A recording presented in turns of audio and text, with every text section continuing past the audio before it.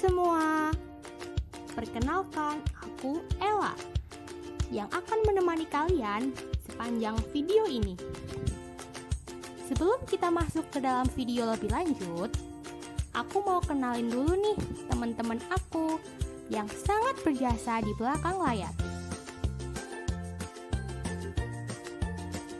Yang pertama ada Bernike Ditya. Lalu ada Bayu Krishna Sakti. Selanjutnya ada Muhammad Ridho Salih. Lalu ada Alif Atagali. Dan yang terakhir ada Rifana Syafiera. Kali ini kita bakal ngebahas mengenai rasio Sharp. Apa sih itu? Sharp itu merek peralatan elektronik nggak sih? Bukan dong. Jadi, rasio Sharp itu adalah ukuran yang digunakan untuk mengukur kelebihan pengembalian atau premi risiko per unit deviasi dalam aset investasi atau strategi perdagangan. Ukuran tersebut digunakan untuk memeriksa kinerja investasi. Pasti pada bingung nih, jadi deh aku kasih ilustrasinya ya. Jadi, Uyap mempunyai uang banyak. Nah, Uyap berencana ingin menginvestasikan uangnya dalam jangka waktu tertentu. Terdapat beberapa pilihan portofolio dengan kriteria dan alokasi dana yang berbeda. Untuk menentukan portofolio mana yang akan dipilih olehnya, Uyap melakukan perhitungan terhadap beberapa pilihan portofolio tersebut, sehingga ia akan menemukan nilai rasio Sharp. Nah, untuk menentukan portofolio mana yang akan dipilih, maka Uyap harus memilih portofolio yang memiliki nilai rasio Sharp yang paling tinggi. Dengan kata lain, semakin tinggi nilai rasio Sharp, maka semakin baik pula portofolio tersebut.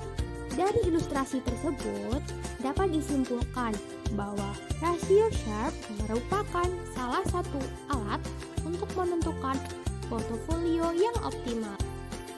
Nah, aku harap dari ilustrasi tadi, teman-teman bisa memahami nih maksud serta tujuan dari perhitungan rasio Sharp itu sendiri.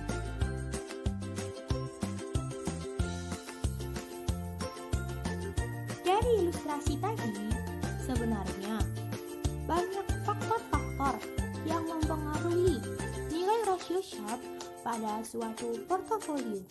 Salah satunya ialah alokasi aset, diversifikasi, dan juga besar dana pada tiap-tiap aset dalam portofolio.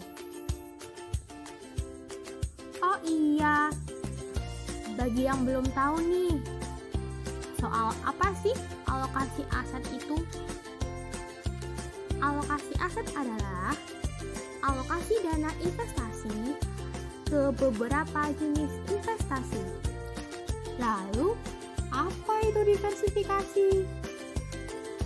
Diversifikasi adalah usaha penganeka-ragaman produk atau aset yang tujuannya adalah untuk mendapatkan keuntungan yang optimal dan meminimalisir risiko investasi.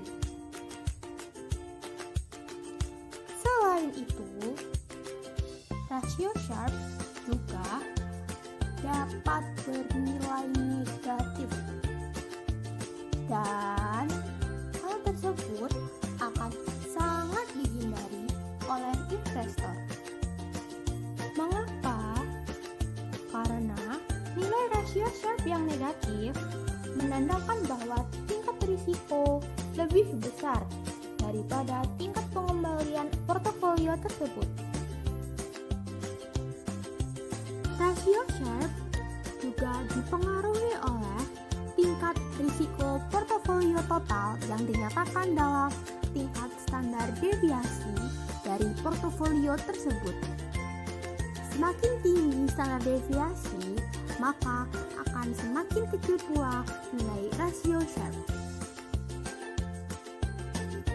Simpelnya gini teman-teman, kalau rasio Sharpe-nya tinggi, bisa dikatakan kinerja portofolio tersebut bagus.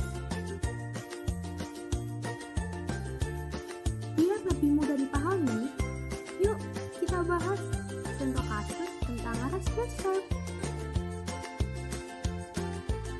Suatu hari, Uyap mendapat warisan. Warisan ini berupa uang tunai sebesar 50 juta rupiah. Tapi Uyap bingung. Mau ia apakan ya uang ini? Sebuah ide terlintas di pikiran Uyap. Uyap akan menginvestasikannya saja. Jika terdapat dua pilihan portofolio, di mana pada portofolio pertama, Uyap dapat mengalokasikan dananya sebesar 30 juta rupiah pada saham ABC yang memberikan imbal hasil sebesar 8% dan juga 20 juta rupiah pada saham XYZ yang memberikan imbal hasil sebesar 9%. Sedangkan pada portofolio kedua, Uyap dapat mengalokasikan dananya sebesar 20 juta rupiah pada saham ABC yang memberikan imbal hasil sebesar 8% dan juga 30 juta rupiah pada saham XYZ yang memberikan imbal hasil sebesar 9%.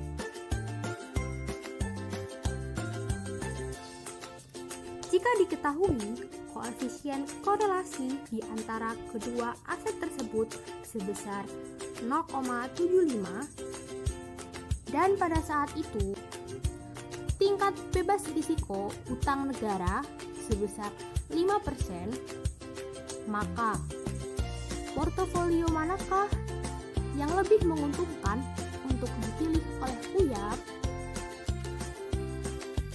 Begini teman-teman penyelesaiannya. Pertama, kita perlu mencari return yang diharapkan dari portofolio. Untuk portofolio pertama, didapatkan nilai WA sebesar 0,4 dan WX sebesar 0,6. WA adalah proporsi dana yang diinvestasikan pada saham ABC dan WX adalah proporsi dana yang diinvestasikan pada saham XYZ. Diketahui pula besar RA dan RX atau besar return dari saham ABC dan saham XYZ adalah 8% dan 9%.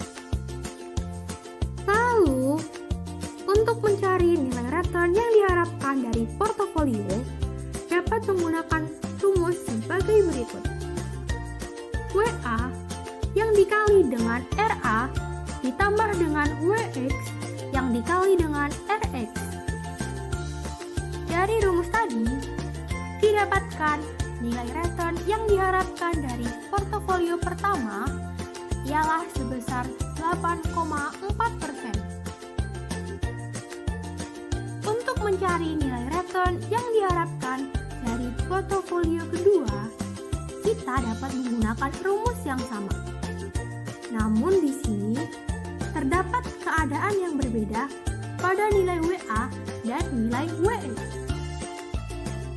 Nilai WA pada portofolio kedua ialah sebesar 0,6 dan nilai WX pada portofolio kedua ialah sebesar 0,4. Sehingga bisa didapatkan nilai return yang diharapkan dari portofolio kedua sebesar 8,6%.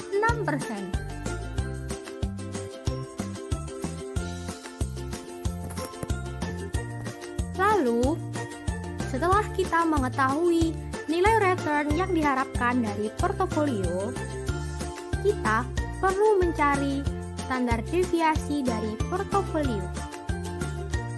Diketahui, sigma A atau standar deviasi dari saham ABC sebesar 13,15%.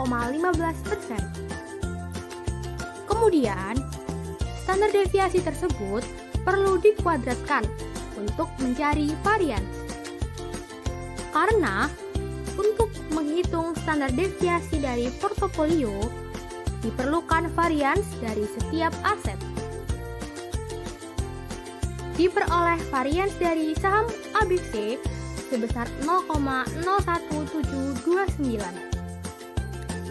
Selanjutnya, sigma X atau standar deviasi dari saham XYZ bernilai sebesar 10,65% dan variansnya sebesar 0,01134.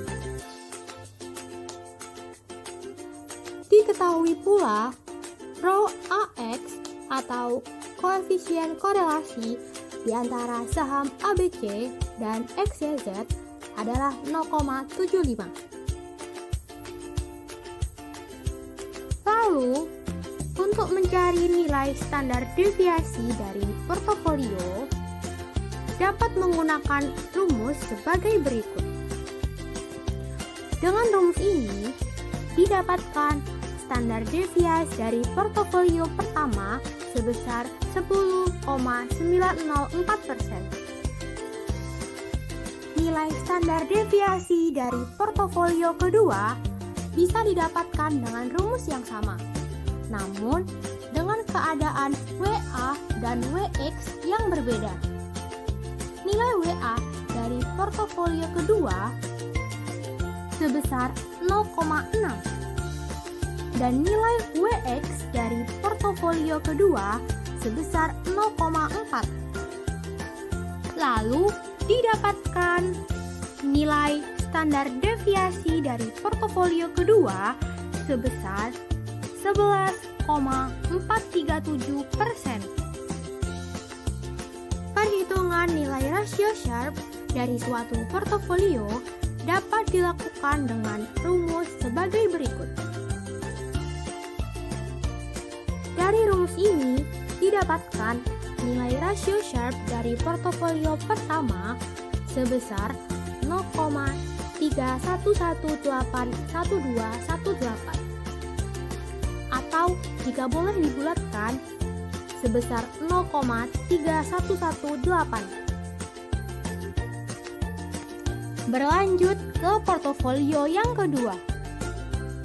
Telah diketahui nilai return yang diharapkan pada portofolio kedua sebesar 8,6%. Standar deviasi dari portofolio kedua sebesar 11,437%. Dan jangan lupa nilai tingkat bebas risiko hutang negara sebesar 5%.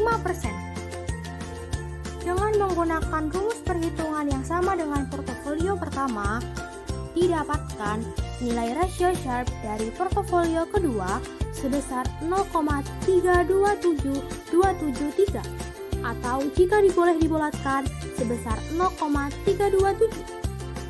Dari perhitungan ini dapat kita lihat bahwa portofolio kedua memiliki nilai rasio Sharpe yang lebih tinggi daripada nilai rasio Sharpe pada portofolio pertama.